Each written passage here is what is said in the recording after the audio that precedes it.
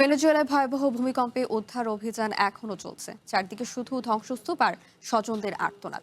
এরই মধ্যে অলৌকিকভাবে বেঁচে ফিরল 4 বছর বয়সী এক শিশু ও তার বাবা মা। ধ্বংসস্তূপের নিচে দীর্ঘ ২৬ ঘন্টা আটকে থাকার পর স্থানীয় সময় শুক্রবার রাতে তাদেরকে উদ্ধার করা হয়েছে। চারদিকে কেবলই ধ্বংসস্তূপ। প্রিয়জনদের জীবিত ফিরে পাওয়ার সব আশাই যখন ফিকে হয়ে আসছিল, ঠিক তখনই ঘটল এক অলৌকিক ঘটনা। ভেনেজুয়েলার ভয়াবহ ভূমিকম্পের পর প্রায় ২৬ ঘন্টা ধ্বংসস্তূপের নিচে চাপা পড়েছিল ৪ বছরের এক শিশু এবং তার মা বাবা।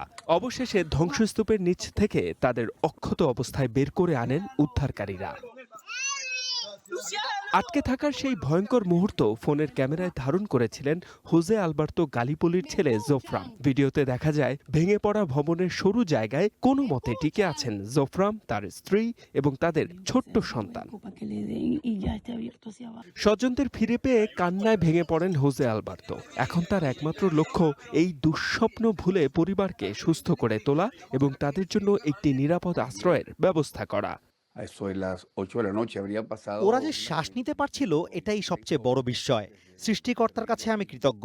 এখন আমার একমাত্র লক্ষ্য ওদের একটা নিরাপদ আশ্রয় দেওয়া, যেন এই দুঃস্বপ্ন ভুলে ওরা আবার স্বাভাবিক জীবনে ফিরতে পারে।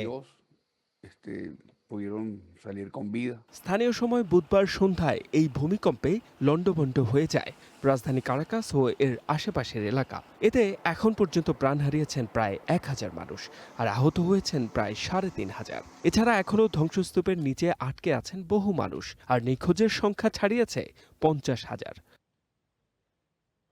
এই পরিস্থিতিতে এখনো বুক ভরা আশা নিয়ে এসব ধ্বংসস্তূপের দিকে তাকিয়ে আছেন নিখোঁজদের স্বজনরা। হয়তো এভাবে তাদের প্রিয়জনও অলৌকিকভাবে ফিরে আসবে, এমনটাই প্রত্যাশা করেন তারা।